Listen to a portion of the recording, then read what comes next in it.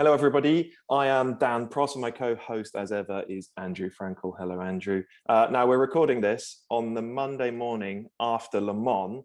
And so, I mean, we have to just spend a little bit of time chatting about that, don't we?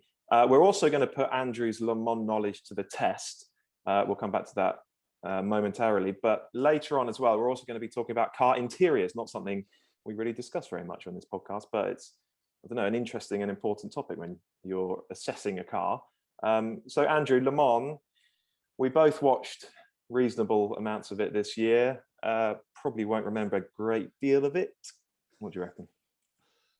I mean, okay, so what was good about it? It was great. It was fantastic that Kamui Kobayashi and obviously Mike Conway and Lopez won, because they've tried so hard for so long, and they've, in my opinion, they've usually been the better car. They've usually been a better car than the one on the other side of the garage, and they've just been undone by bad luck. I think particularly Conway and Kobayashi are the class acts of the Le Mans field, and it was just really great that this time they just had a trouble-free run. None of them even looked like making a mistake, and Kobayashi, remember, he's got pole at Le Mans 4 times in the last 5 races.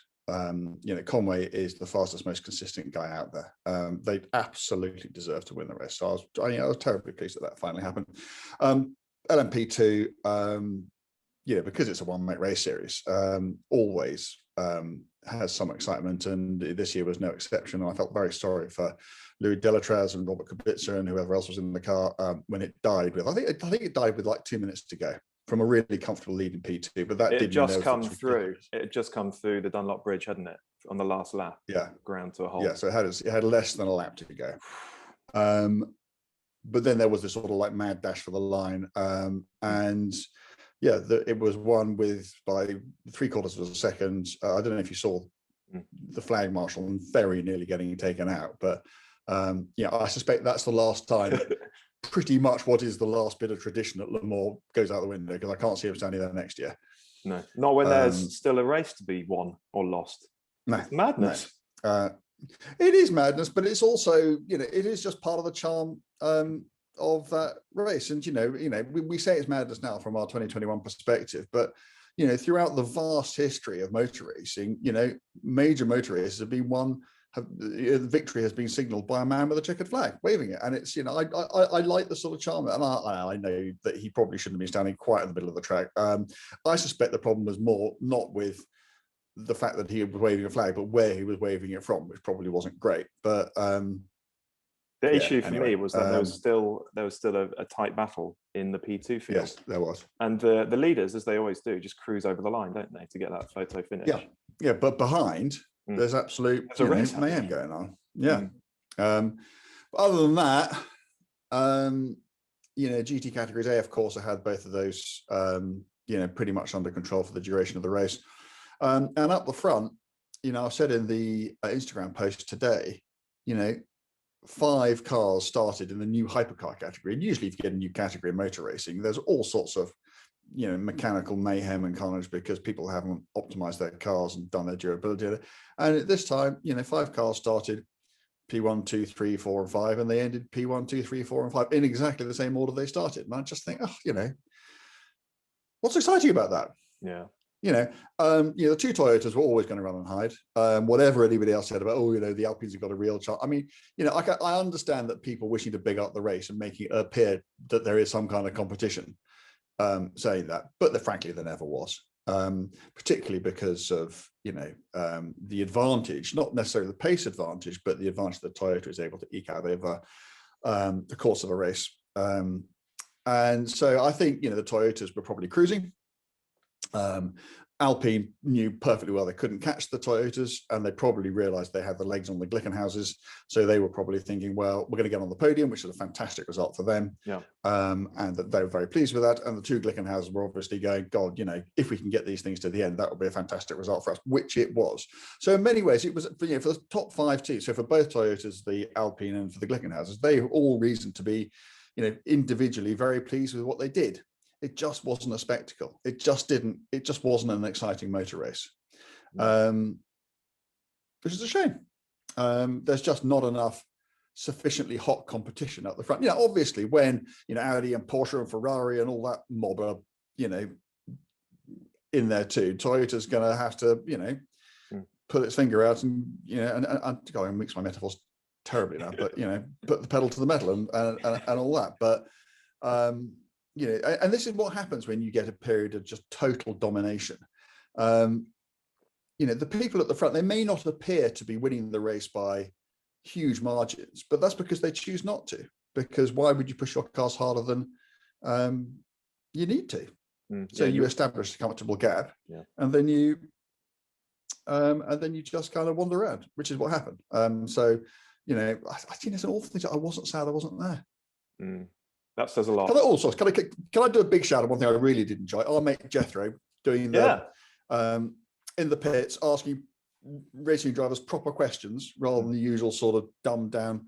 I thought he did. I know he was a bit nervous about going down there. But Jethro Bovington, this is, who I'm sure will be known to everybody listening to this. He was a Eurosport pit lane reporter, first time he ever done anything like that. I thought he was really good. Yeah, he was, because he understands what it's like to actually compete in a 24-hour race. He's done the Nürburgring 24 several times. He's raced a lot. He can talk to drivers, but he's also a journalist, so he understands what's interesting to an audience. So I heard what a question is. Yeah, I heard him asking some good questions to particularly Anthony Davidson. He just said, so what is a green track? And he got Anthony Davidson to give a really good detailed explanation of actually what a green track is, and what it feels like and how you drive on a green track. And and it was interesting that I just hadn't heard those apparently quite basic questions that extract insightful answers from the drivers. And that's I'll bet they'll be begging him to go back next year, or they bloody well ought to, because he was really, really good. Other than that, it wasn't a classic, but that happens with all sport. I mean, how many cricket matches, how many football matches, how many Grand Prix are pretty unforgettable? That's right. Pretty forgettable. You are absolutely right. It just happens. You do just get dull ones occasionally, don't you? Yeah, and I think if every Le Mans was like that, it would be nothing like the global motorsport phenomenon that it is. But it's what it is, because a lot of them. I think what we can say, but I think what we can say is the exciting ones tend to be when the competition is red hot up the front. When Audi were just winning everything, the races were pretty dull.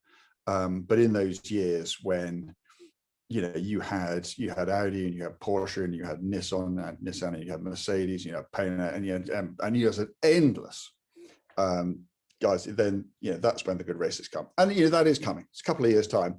We will not be having this conversation after Le Mans 2023. I'm fairly confident, but for now we have to report as we find.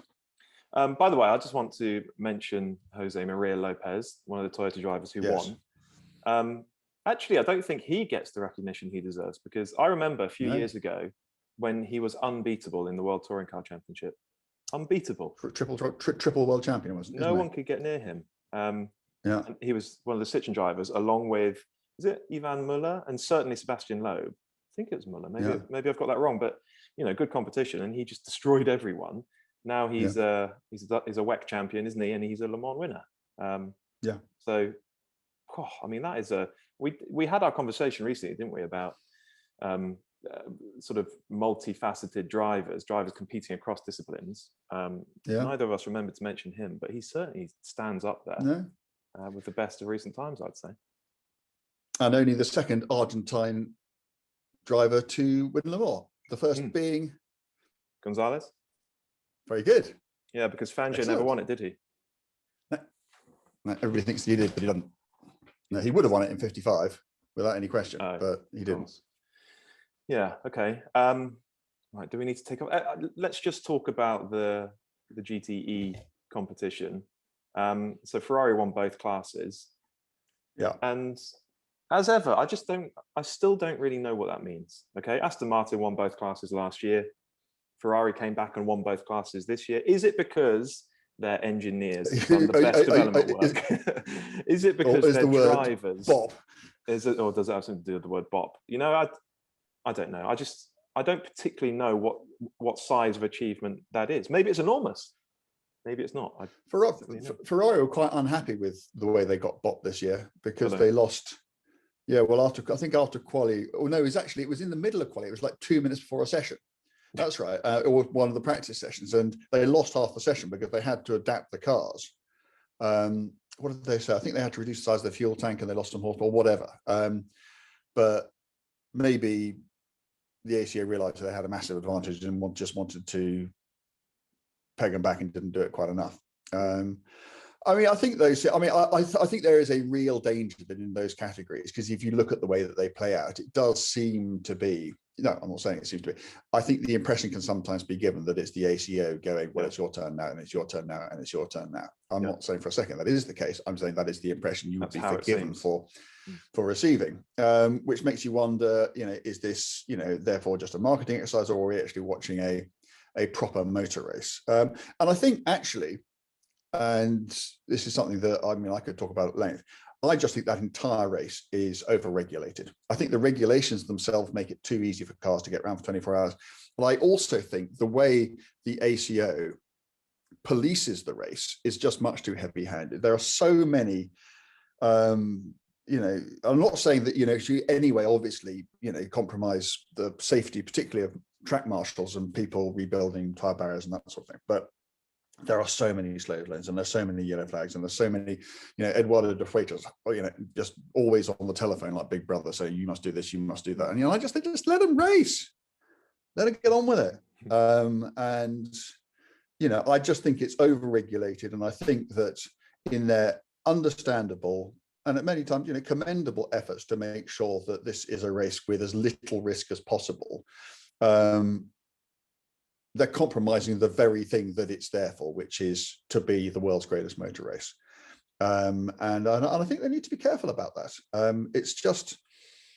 It just seems over-managed, over-regulated to the extent that sometimes, you think it's almost like you're watching a puppet show, particularly with all the bop and everything else. So, let them race. Good. Okay. All right. Well, let's leave Le Mans 2021 there and move on to this Le Mans challenge that we sort of teased at the beginning. Now, last week. Why do I say? I don't know. It always seems like a good idea at the time. Because you know you can do it. Anyway, so last week. Well, we'll see. We'll see about that, won't we? I'm more confident about this one than the Formula One one, which I did by the skin of my teeth, and I think with quite a bit of help from you. Was it? Well, not so much help from me, but you. I mean, you were scratching around a little bit. But okay, so a week and a bit ago, you were able to name every Formula One world champion from 1950 to 2020 in order. And lots of the cars as well. It was an impressive feat. This time, you're going to try and name every Le Mans winning team from the very beginning, 1923 to yesterday. Well, more car than team, because sometimes there have been, it's going to be car. It's definitely going to be car. Fine. Because sometimes there have been privateers who won it in privateer Porsches, and the Yost have won it and Brun have won it, and I'm not that good, but I hope I can do every car, and I'll try and give a bit of details on some of the more interesting ones if I can. Okay, now this is probably a trickier thing to do. Well, for most people, this would be a trickier thing to do than Formula One champions, because there's a longer history of Le Mans than there is Formula One. And it's just a bit more obscure, I think, isn't it? But I have every faith in your ability. I will jump in if you get one wrong, just so that you can correct yourself if necessary, and we can continue through. Okay. Okay. I'm using the Wikipedia entry, which is reliable. And in 1925 and 1926, you'll have to explain to me why I've got a car listed, but not a team name. But that's for when we get there. So in your own time. Well, no, actually, no, do you know what? Because it's such a red herring, it's such a diversion, I'm just going to deal with it now. Okay, fine. There were officially no winners of Le Mans in the first few years. Okay, because actually what they were competing for was a thing called the Rudge Whitworth Triennial Trophy. Okay, and so you didn't win if you won Le Mans in 1924, 1925. You didn't win Le Mans. You won a round of the Rudge Whitworth Triennial Trophy. But it's so geeky. It's so sort of, I don't know, specialist knowledge that, frankly, you still have a race where the car that drives the fastest and does the most laps wins the race. So that's the basis I'm taking on. So I'm just going to tell you the name of the car that drove over the finish line first after 24 hours. And forget all this rod. And they abandoned it in the 20s because they realized it was a completely ridiculous idea. But that's why there are no official teams listed as individual winners of Le Mans in the early years, because technically speaking, there weren't. Okay, fine. Well, that's that dealt with. And just so that I can edit this together as a standalone video, Andrew Frankel is going to try and name every Le Mans winning car from 1923 right the way up until 2021. Andrew, I will jump in if you get one wrong in your own time. Off you go.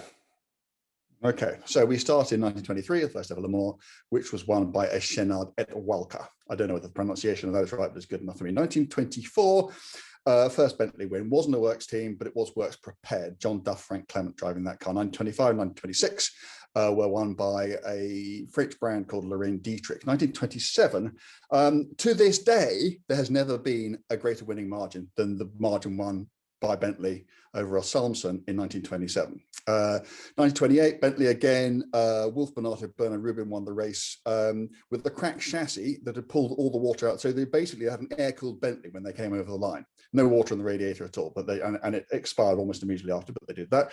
1929, total Bentley walkover. The cars were literally going so slowly that one of their drivers, called Jack Dunfrey, said to W.O. Bentley, "What do you want me to do? Get out and push the bloody thing."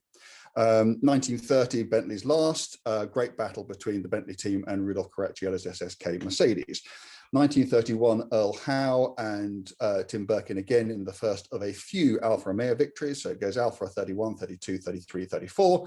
35, Lagonda, M45R, Johnny Hindmarsh, Louis Fontes, both of them tragically killed very soon after. Johnny Hindmarsh, 1938, testing a Hurricane, Louis Fontes in 1940, delivering a Wellington to Landau. Louis Fontes, although he didn't sound it, was British as well. So where does that take us to? 1936. This is the great Le Mans trick question. Who won Le Mans in 1936? The answer is no one did, because there wasn't one. There was a strike at the time, so forget that. 1937, Bugatti. 1938, Delahaye. 1939, Bugatti. Then there was the inconvenience of World War II, which stopped all play at Le Mans until 1949. 1949, Ferrari's first win, but not a works entry, but the entry of Luigi Chinetti and Lord Selsdon. Chinetti drove 21 hours after Selsdon got sick. It was, other than the Chenard Walk, which won the first ever Le Mans, so I guess that counts, but it was the first time a marque had won Le Mans at the first time of asking, and I think it's only happened once since. 1950, Largo Talbot. 1951, first the Jaguar wins in the C-Type, the original prototype C-Type, XKCW03 as you're asking, on drum brakes. 1952, that's when poor Pierre Levesque, also in a Largo, so nearly won it. He did 22 and a half hours solo, and he would have won the race, but he missed a gear and blew it up. He drove because he thought the car had a mechanical fault, and that his teammate, whose name I do forget, wouldn't have had the mechanical sympathy to drive around it. So he said, "You're not driving, I'll do the whole thing myself." Won by a Mercedes 300 SL. Pierre Levesque sadly being much more famous for the bloke who died in the 1955 Le Mans crash, which I'll get to in a minute. 1953, the second of the C-Type wins, now using disc brakes. Duncan Hamilton and Tony Rolt, no, they weren't drunk, despite all the stories to the contrary. 1954, Ferrari's second win, very wet race this one. Maurice Trintignant and the great Argentine Froilan Gonzalez beating Rolt and Hamilton by that stage in a prototype D-Type into second place. 1955, the most tragic accident in motor racing history. Over 80 people died when Levesque's car went into the crowd. Most people think that Mike Hawthorne slowing his Jaguar for the pits, which was actually literally part of the track at the time, just to the side, was the primary cause of that. 1956, that was a private win. That was an Acuria Cos win, also Jaguar D-Type. Ron Flockhart and Ninian Sanderson.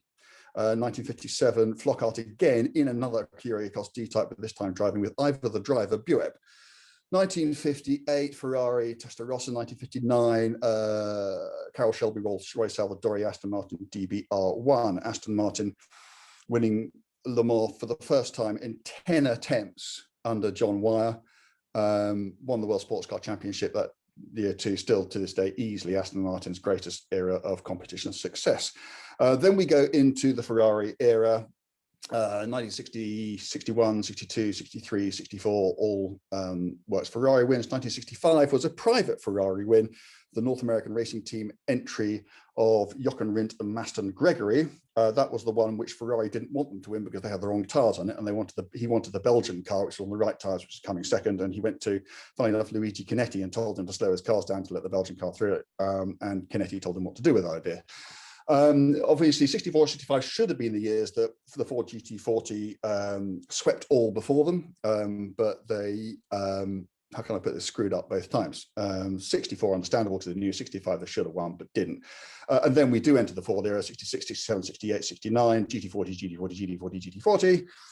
The last one being X and Oliver in what is to date still the closest non-staged finish of the race. And if you remember, that was the year of the last running start across the track, which Jackie X thought was such a stupid thing to do. He walked, and so he got away last, and he only won the race by, I think, 150 yards. So he must have been thinking about that in the last few laps of that race. Beat Hans Hermann in a Porsche 908 into second place. 1970, obviously Richard Atwood and the aforementioned Hans Hermann in the first of the Porsche victories. Porsche 917. Terribly wet race again, totally unfancied car. It was the slowest 917 of the works team. I think it qualified 14th, 4.5 litre engine, not 5, 4-speed box, not 5, but they were just capped inconsistencies, and they just drove through all that, and they made no mistakes, and they won the race. 1971, I talked about this on the Instagram site last week. Helmut Marko and Gijs van Lennep averaging over 138 in the Martini 917 with its magnesium frame, which they didn't know about. And then they obviously outlawed the 917s because they're going to win everything. So there was a 3 litre formula, and then so the next 3 years it was Matra. The wonderful V12 3 litre Matras. If you've never heard one, go onto YouTube and listen to one now. I still think it's the greatest sound any car has ever made. Which takes us to 1975. That was the first of the X-Bell victories, but in a John Wyer run Mirage with a Cosworth DFV in the back. 1977, so we're back into Porsches now, Porsche 936, 77, and no, it wasn't 78, was it? Because the 78, well, no, 70, hang on, 76 was the Porsche, 77 was the Porsche, 78 was the Alpine Renault, which we know about. 79, Porsche again. 80, Jean Rondeau, still, I think, the only person to win Le Mans in a car of his own name and creation. 81, they dig a 936 literally out of the museum, and X and Bell go and win it again. Completely trouble-free race, destroyed everyone. 1982, obviously, we have Group C, and now actually from 81 to 87, can I just say Porsche, because it goes 936, 956, 956, and then 962, 96, 92, 96, all the way to 1987. And if I don't sort of sweep through these a bit quickly, people are going to get frightfully bored. 1988 Jaguar. Yay, I was there. First Le Mans I attended. Last Le Mans of the old pits, XJR9, Jan Nammers, Andy Wallace, Johnny Dumfries, the late Johnny Dumfries, finally, because they'd won the championship the year before, but not Le Mans, delivering Jaguar the victory that a lot of us have been waiting for. 89 Mercedes-Benz, Sauber Mercedes. 90 Jaguar, again with the XJR 12. 91 first Japanese victory, Volker Wiedler, Bertrand Gachot, and our own Johnny Herbert.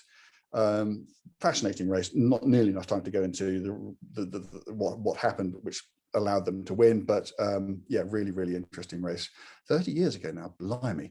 I do know what happened next, but I don't know the details, because 92 and 93 were the Peugeots, the 905s, wasn't particularly interested in those. 94 is an interesting one because it was the Dower, the 964, the Dower Porsche 962, which was a real, Porsche have always been world class at getting around the rules before, but that was their ultimate rule dodge. And again, not nearly enough time to explain what went on there, but it was quite a cool win. 95 McLarens in the wet, lots and lots of McLarens, and it was going to be the Harrods car of Andy Wallace and Bell Senior and Junior, but then there was the not works honest Ueno Clinic car which came through, JJ later in the wet. Who could ever forget that? and they won that first time. A Japanese, Masanori Sakiya won that first time. A Japanese driver had won Le Mans. 96 and 97. I've been writing about those two races quite a lot on the app recently. That was the not Jaguar TWR WSC 95 Porsche that won both those races, despite the fact that its life had started in 1991 as an XJR 14. It had actually gone, that actual chassis 691, had gone to Le Mans, and Andy Wallace had gone out in practice, gone 3 seconds faster than anybody else, and they just stuck it back on the track just to go, oh, we can do that. And they didn't bother racing the car because they didn't think it would last, but did with a Porsche engine and open bodywork. That actual chassis did win Le Mans twice, in 96 and 97. 98, Porsche GT1 98 finally won it. 99 BMW. Nobody remembers that BMW won Le Mans in 99. I never understood why I think they went off and did Formula One, didn't they? But it was just such a shame. That's the kind of lost Le Mans to be. And then we enter the Audi area, and I'm going to skip through this because it just goes, with the exception of, 2000, 2001, 2002, Audi, Bentley, 2003, and then 4, 5, 6, 7, 8, Audi, 9, Peugeot, 10, 11, 12, 13, 14, Audi. And then you get Porsche in 15, 16, 17, and Toyota 18, 19, 20, and 21. The end. Faultless. Absolutely spot on. That was unbelievably impressive. And I have just one question. Go on. Why? Why do I know all that rubbish? Goodness knows, I haven't got a clue. I mean, it's just a lifetime of just collecting. I was when I was a kid. I guess it's because when I was a kid, I was just. Funnily enough, I'd probably given more details on Bentleys in the 1920s than anything else, and that was just my thing. I don't know why. There was something, Boy's Own, the tales of daring do from back then. I think a lot of us who are passionate about anything, they're usually just one particular thing in that area that you pick up on. I picked up on that, and that was all about Le Mans. So I've just been, because of that, frankly, I've just been interested in Le Mans ever since. I can do it. What value? That's probably the first time in my life that information's been of any value to me at all. Yeah.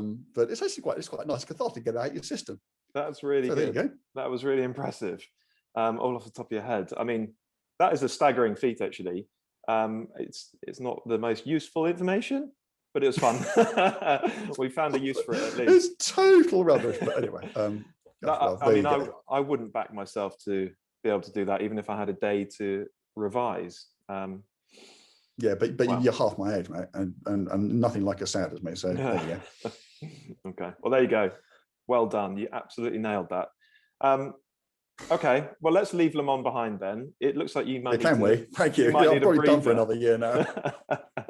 Well, let's talk a little bit about car interiors. We don't need to do much of this actually, because we're almost half an hour in already. But I mean, we don't spend much time talking about car interiors. I suppose it's not the sexy part of a car when you're reviewing them or when we're sort of reminiscing about great cars from the past.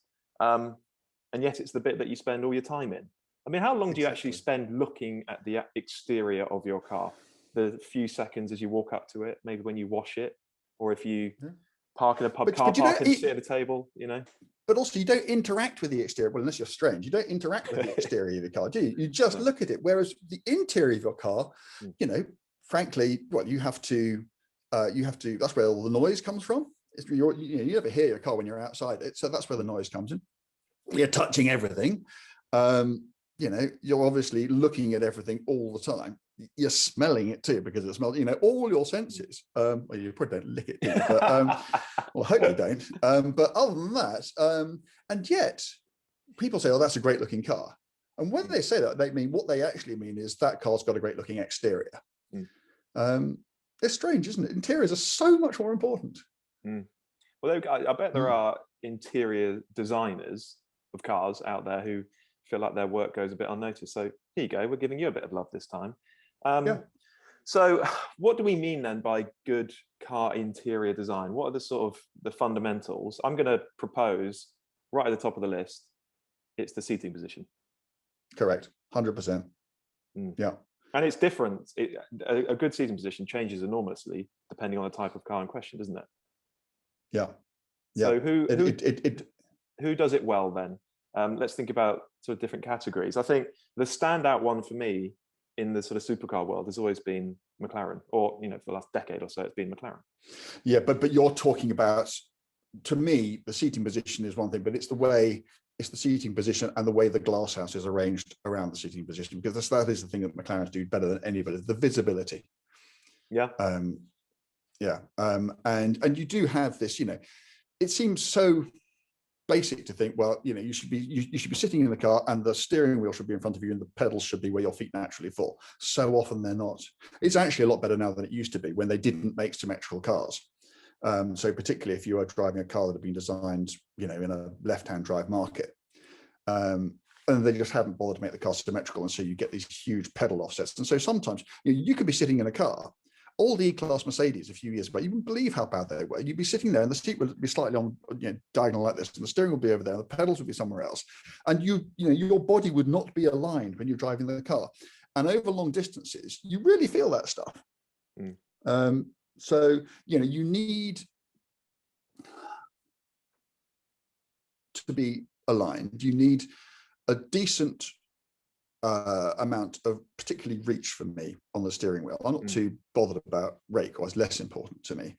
And you need to be able to see out the bloody thing, particularly if it's a fast car. And I've talked about this on the podcast before.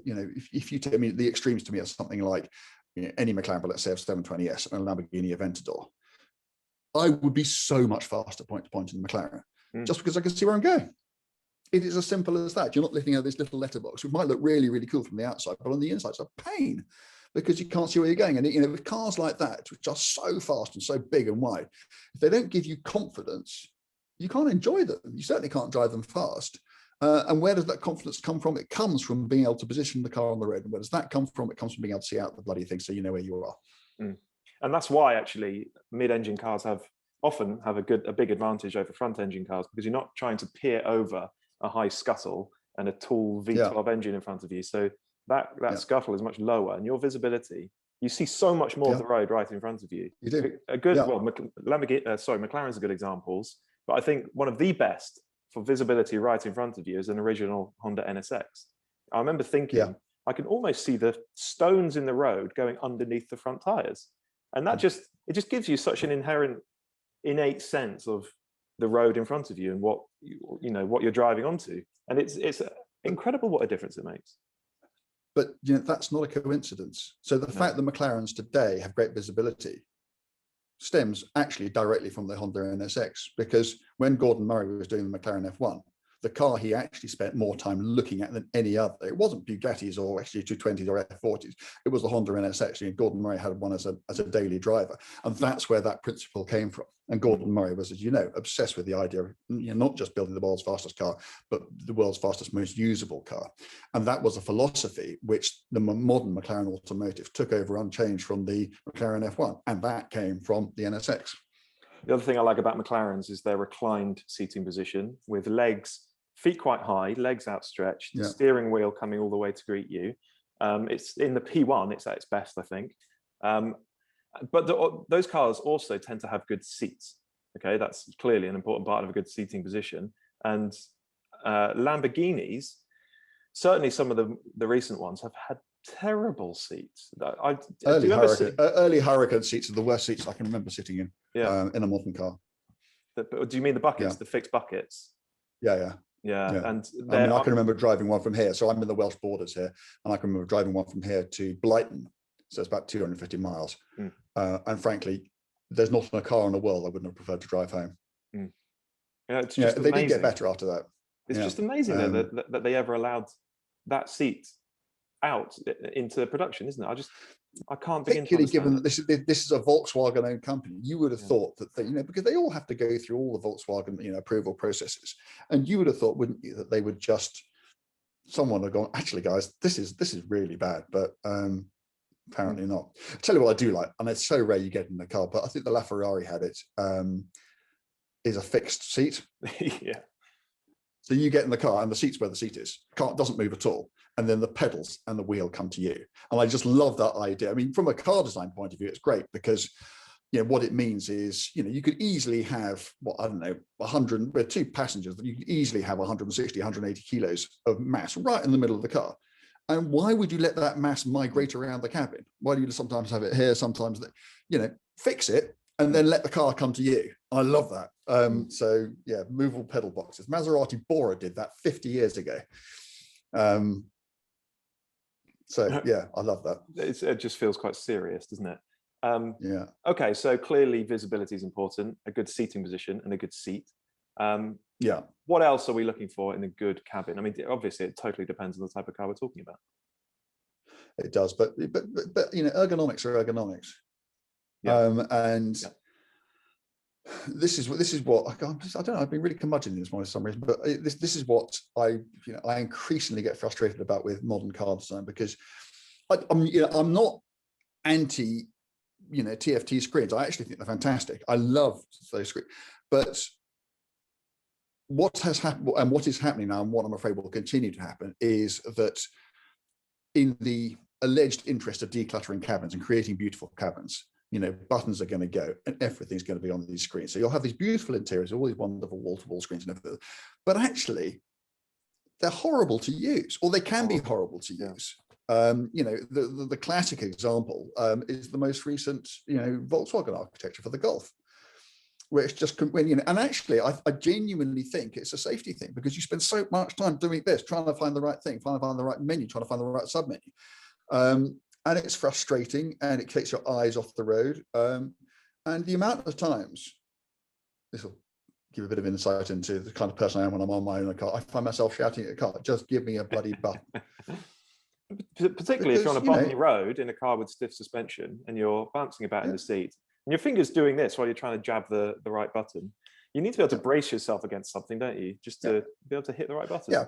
And of course, what they would say is, they say, well, you're doing it all wrong. You should be using voice control and all of that. And I think there is an argument for that. But voice control systems are by no means foolproof at the moment, and they've been working on them for quite a long time. And they can be quite annoying. And why should you have to do what the car wants you to do? Why shouldn't the car do what you want to do? And if I want to, I don't know, knock back the stability control from normal to dynamic, why can't I just go boop, rather than disappear into some sub menu, or and figure out where it just annoys me. I like the clear graphics, and I do visually like things, but it's just form coming before function, and it worries me. And I don't think it's making cars any easier to operate, and cars that are harder to operate are cars that are less safe. Okay, let me give you another one that is important to me and which my car doesn't have. And actually, from time to time, it does. Which car is that? No, I'm not even going to mention it. Do you know what? No, I'm not going to get stuck into it. So it's a central armrest. And yes, it's a funny one, because I always find that when I've got an armrest in the right position, I just sit square in the car, and in the seat, and I just feel more comfortable and more relaxed. That's so right. You're so right. I've been knocking about in a Range Rover for a few days recently, and it's got that adjustable armrest that comes down. Yeah. To me, that's just luxury. That feels so luxurious, and you can put it exactly where you want. And you just and the right elbow goes there, the left one goes there, and I completely agree with you. It's a really, really important thing.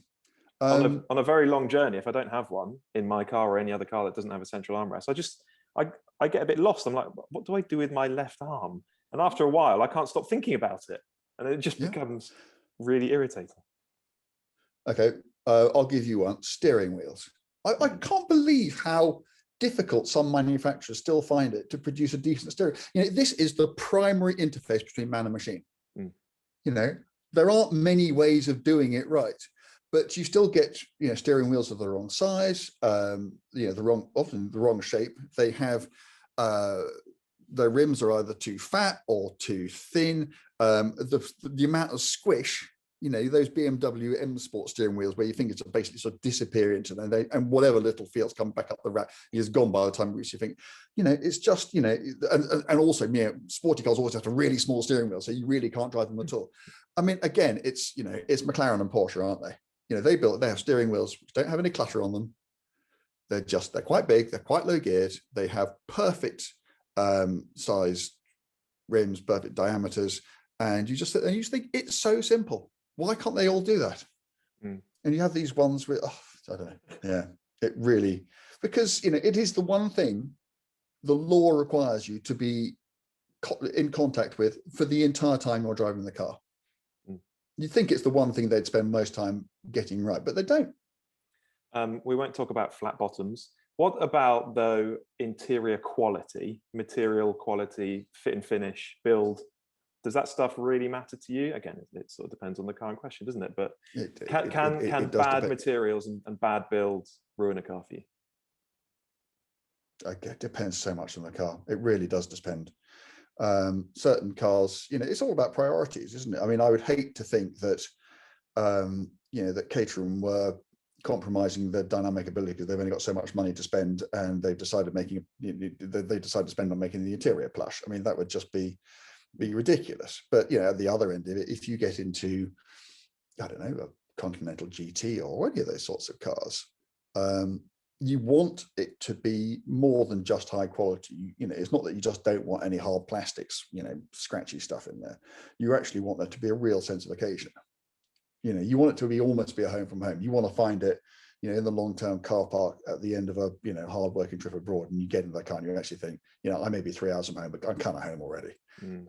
That's what you want. And it's really, really important. And that's why, I think that cars that use lots of proprietary parts bin stuff from other manufacturers, because it's cheap, and I understand the expense of homologating this stuff sometimes precludes its inclusion. But I think for those sorts of cars, it's really important. But actually, if you're just talking about normal cars, if you're talking about a 3 Series or a Golf, you don't want it to be unpleasant. You don't want to be sitting there thinking this is a cheap and nasty interior. But actually, it's just got to be decent enough, reasonable quality, but it doesn't have to, blow your mind every time you get in it. No. Okay, so just jumping back a little bit, TFT screens, touch screens. Do you? Yeah. I mean, where do you? I think the solution that I like most is something like iDrive, a good physical control that allows you to navigate the whole screen. On feel as much as on sight. That's got to be the way, hasn't it?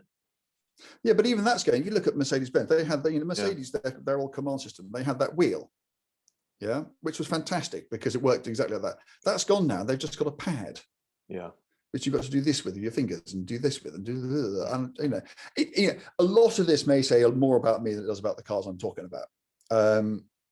But also, I look at that and I think to myself, because I'm so cynical, I think, why do we have all these screens? Why do we have pads instead of? And I'm afraid the reason is it's just cheaper for them. It's just cheaper to do because you make a button, you've got to homologate a button, whereas you just you just make one touchscreen, which is one massive component with no moving parts in it at all, so it's never going to go or shouldn't go wrong. It's just a way of manufacturers taking cost out of cars while making them look really plush, and that's why they're doing it. But as I said, earlier, they're actually making cars harder to operate, and I can't see that as progress. Yeah, I agree. Well, there we go. Some good car. An old duffer speaks. Yeah. Good car interior chat. We don't do that very often, but it is important. Right. Well, let's leave that one there. That's Le Mans 2021. Not brilliant, but there we go. We hope the next one will be. Car interiors, and Andrew Frankel with another incredible memory trick. That may be the last of them for a while. Don't expect me to come out and do Indy 500 winners next week because I ain't going to do it. Okay, well maybe we'll find one that you can do later on. But there we go. That was good. Thank you, everybody. We can try. Yeah, thanks everybody for listening. Please remember to rate and review the podcast, and also go and download the Intercooler app and start your free trial. Please. And indeed. And we'll be back to talk to you again next week. Look forward to it. Thanks all.